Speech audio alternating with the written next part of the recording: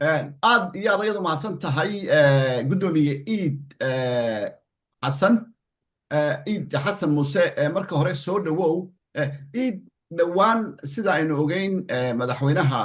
dowladda soomaaliya waraysi ayaa wuxuu ku bixiyey magaalada new york intii uu ku sugnaa uu kaga hadlay qadiyadda somalilan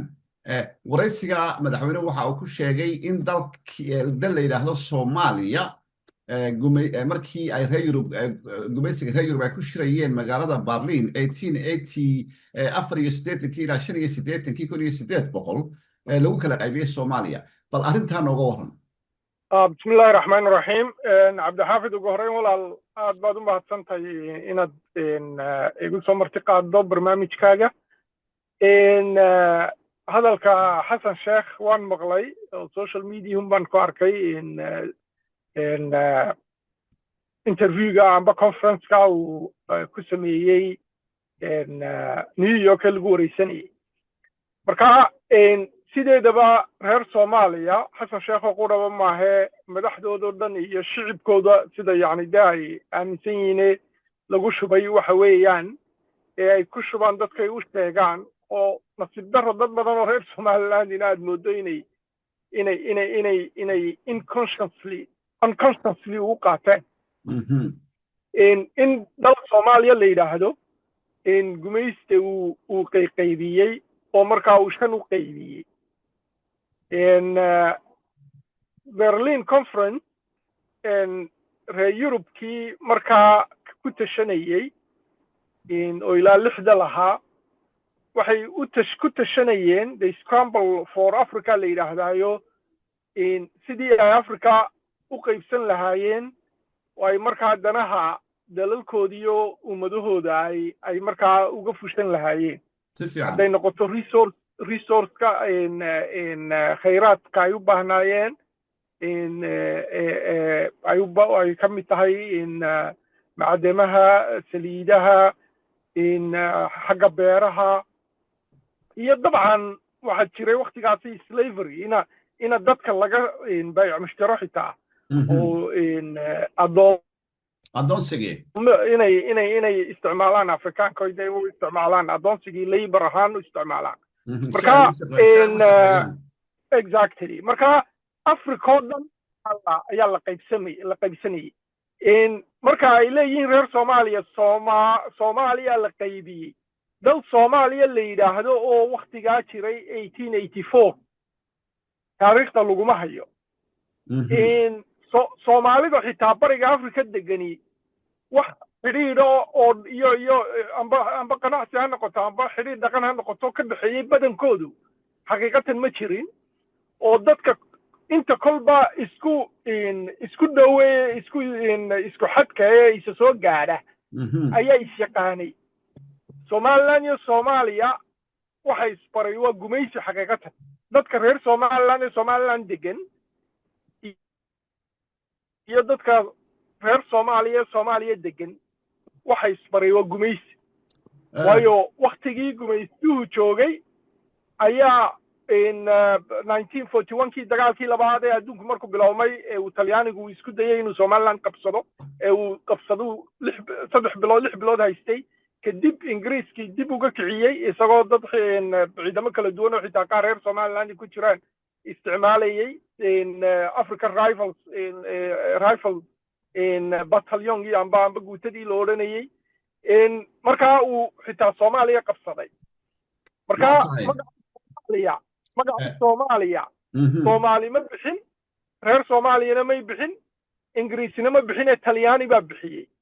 sida somaliland uu ingiriis somaliland u yidhi ayuu soomaaliyana talyaanigu soomaaliya u yidhi waa hagaag ciid waxa aynu ognahay in wafti uu hogaaminayo madaxweynaha soomaaliya uu new york ku sugnaa waxaa jira warar sheegaya in hay-ad la yidhaahdo BGR la siiyey lacag ilaa 70,000 oo dollar ah si waftiga soomaalidu ay ula kulanto Ted Cruz oo ahaa xildhibaankii u qoray warqadda Donald Trump inuu Somaliland aqoonsado bal arrinkaa nooga waran arrinkaa kolley waxaynu ognahay in madaxweynaha Soomaaliya iyo reer Soomaaliya madaxdoodoo dhan ay geed walba u fuulayaan oy yani si kastoo ay ku gaari karaan in ciddii somaliland u hadlaysa ay ku qanciyaan inay hadalkaa joojiyaan oo markaa ay aqbalaan beenta ay iyagu faafinayaane taariikhda beentii ay ka mid tahay in soomaali kala maarmayn in haddii somaliland la aqoonsado geesku ololayo oo al-shabaab xoogaysanayso propagandada iyo beenta noocaas ay faafiyaan inay qof walboo somaliland u hadla ku qanciyaan ayay u tafaxaydan yihiin oo 24 saacadood u heelan yihiin marka cid walboo ay markaa is yidhaahdaan way idin fudaydin kartaan qofka inaad la hadashaan iyo sidii ay ku gaari karaanba waa naftay duldhigayaan oo way wixii ay amba lacag iyo wax walba nafay u hurayaan xitaa marka waa wararkaasi way jiraan oo waa la sheegayaa oo sidii ay ugu qancin lahaayeen xildhibaanada golayaasha kala duwan ee maraykanka amba senatka ha noqoto amba congresska ha noqdaane inay gacanta ku dhigaan oo ay ka dhaabiciyaan waxa iyagu beenta ay dhurayaan waa hagaag way jirtaa waa tahay iid marar badan waxaad ka hadashay adigu shakhsiyan siyaasiyiinta reer somaliland marka ay ka hadlayaan qadiyadda somaliland inay isticmaalaan terminology khaldan amaba dee luqad khaldan marka ay qadiyadda somaliland ka sharxay ay ka hadlayaan bal nooga sheeg khaladaadka ay siyaasiyiinta somaliland galaan gaar ahaanna markay noqoto qadiyadda somaliland iyo gooni istaagga somaliland waad mahadsantahay walaal cabdixaafidow waxaa ka mid ah beentan imika waxaasan faafinaya dal soomaaliya la yidhaahdaa gumaysti qaybiyuu 5 ka dhigay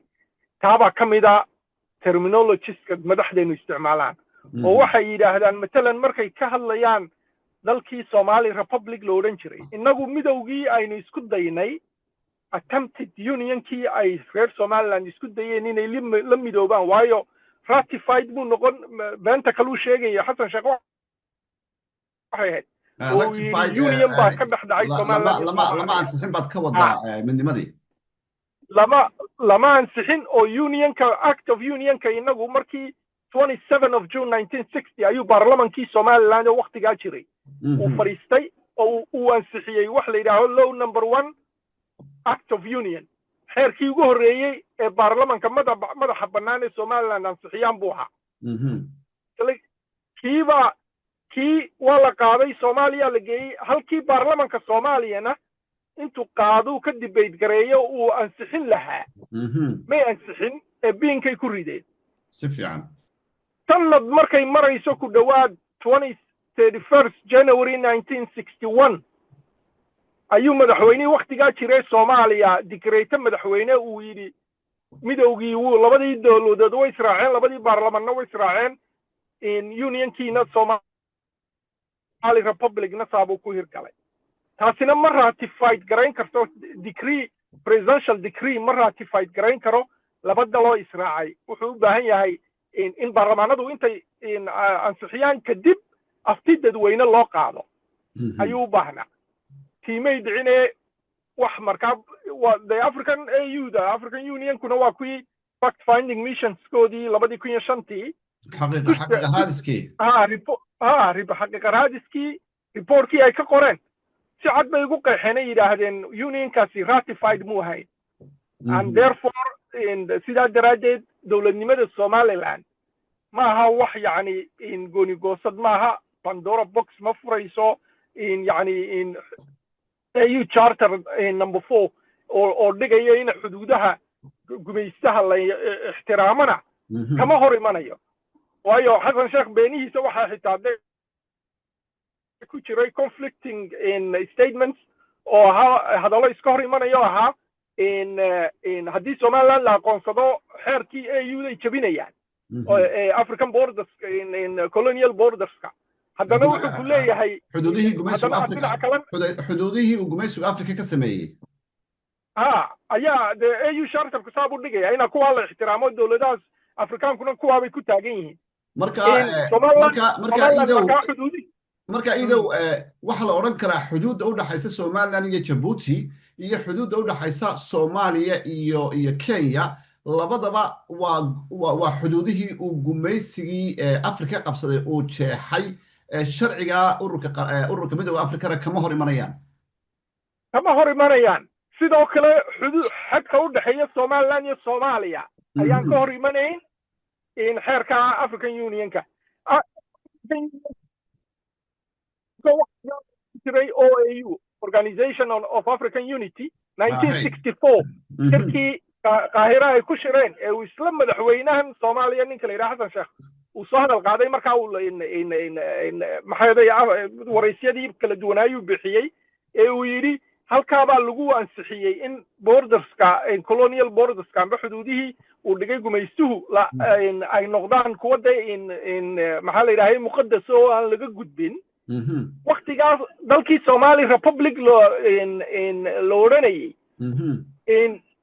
waddanka qura ee aan saxiixin resolution kaabu ahaa resolution number 6 baa la yidhaha uu diiday haddana wuxuu ku leeyahay maanta ayuu rabaa inuu Somaliland usoo qayl uga dhigto uu yidhaahdo lama aqoonsan karo sidoo kale dalalka waqtigaa joogay nambarkoodu khalday cabdixaafidow dalalkii nambarka waqtigaa joogay 50 may gaadhayn 33 dal 34 dal bay ahaayeen oo markaa Somali Republicna ka mid ahayd marka taariikhdii wuxuu khalday Afrika wuxuu khalday taariikhda Somaliland oo yiri 26 of June 26 of May bay Somaliland madax banaani Ingiriis ka qaadatay marka waxa soo dhan wuxuu yiri madaxweynihii ugu horeeyay Somaliland Maxamed Xaaji Ibraahiim Cigaal buu ahaa xaq ka ahaa Cabdiraxmaan Axmed Cali labadoodaba Ilaahay u naxariistay yani waxyaabaha soo dhan waxay ku tusaysaa in labadan dalkan ina sheeganaya iyo inagu aanaynu isku taariikh ahayn oo inuu meel loo wada jeedin jihada inaga dhaxaysa uun qiblada ee aynu u tukanay islaamnimada ayuunbaa inaga dhaxaysa wax kaloo inaga dhaxeeya oo inaga dhaxayn karaana ma jiro madaxda qaranka Somalilandna inay sidaa u fikiraan oo ay dalka ay u gooyaan maxay xiriir walba inaga dhaxayn kara ay u gooyaan ayaa runtii habboon hadaladii aan ku soo noqday terminology-ga khaldan ee ah waddankii Soomaaliya loo odhan jiray bay yidhaahdaan markay ka hadlayaan oo waxay u ansixiyaan beenta ay reer Soomaaliya sheegayaan ee ah in Soomaaliya 5 qaybood loo qaybiyay ayay unconsciously iyagoo baraadla maadaama waxaan la geliyey oo dabeentu marka lagu celceliyo run bay u ekaataa moogti ayay markaa yidhaahdaan marka waxyaabaha waa inay iska daayaan ah waddankii Soomaaliya inagu waddan Soomaaliya loo odhan jiray weligeen kamid maynu noqon weligeen maxay ahaday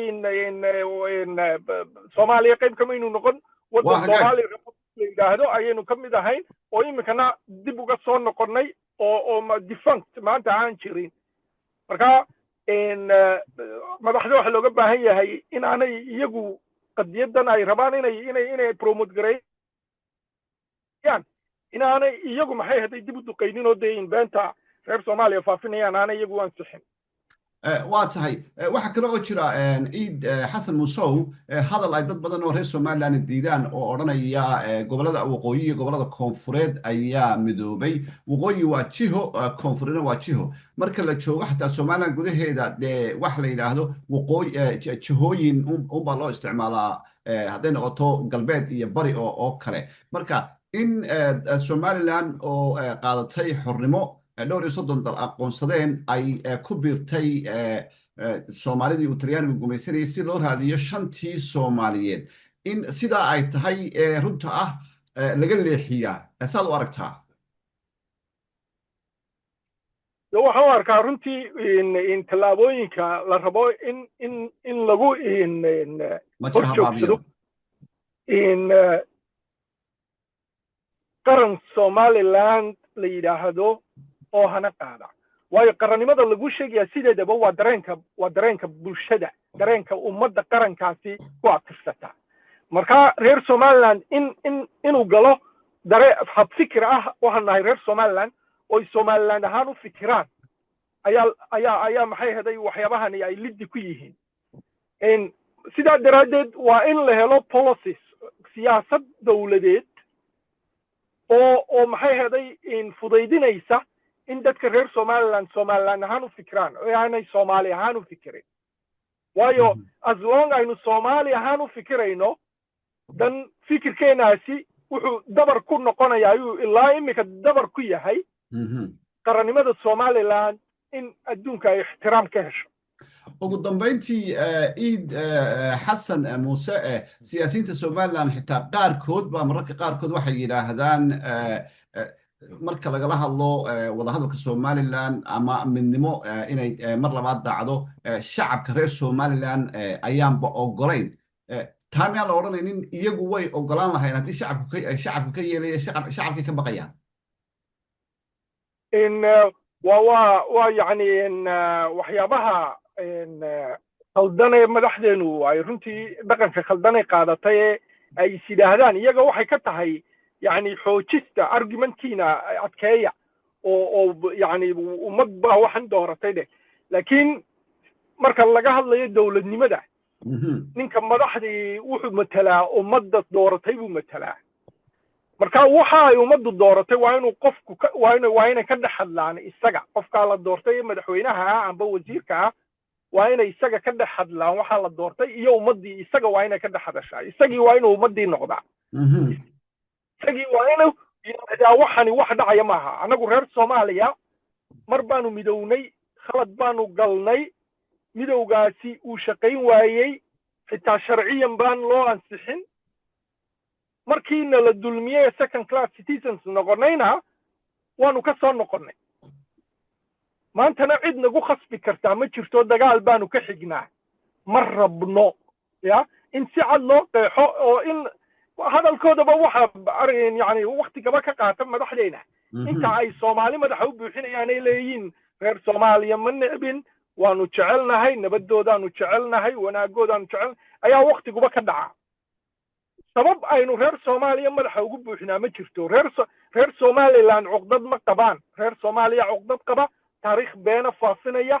in somaliland qarannimadeeda maxay haday dagaal ka xiga oo waa kuwa xitaa ilaa culimmadoodii leh maraakiib ciidan ku daadiya sayla yar iyo weyn caalim iyo maxay haday iyo mid caamaha rag iyo dumar way ka siman yihiin 95% markaa sabab aynu madaxa reer soomaaliya ugu buuxinnaa meesha ma taalo adduunka waa inaynu si cad ugu sheegnaa war dadkan ambana kala gaadha amba waanu isku dhammaanaynaa haddii aynu mar walba nidhaahno nabadaanu ka shaqaynaynaayo isu socodka degmada aanu rool weyn ka ciyaarnaayo nabadgelyadaanu rool weyn ka ciyaarnaayo aynu waxaan jirin yani ummad cadow inagu ahaba aynu nidhaahno wanaagoodii baan ka shaqaynaynaa dee adduunku ma fahmayo waayo conceptka nation statesku kuma dhisna inaad dan qaranba jirin conceptka nation stateku waxay ku dhisantahay in waddan walba dantiisa uu hormariyo wax walba ka hormariyo dantiisa u dagaalamo dantiisa maxay haday u halgamo dantiisa cid walba ka dhaabiciyo ciddii dantiisa la waafaqdana uu saaxiib la noqdo ciddii dantiisa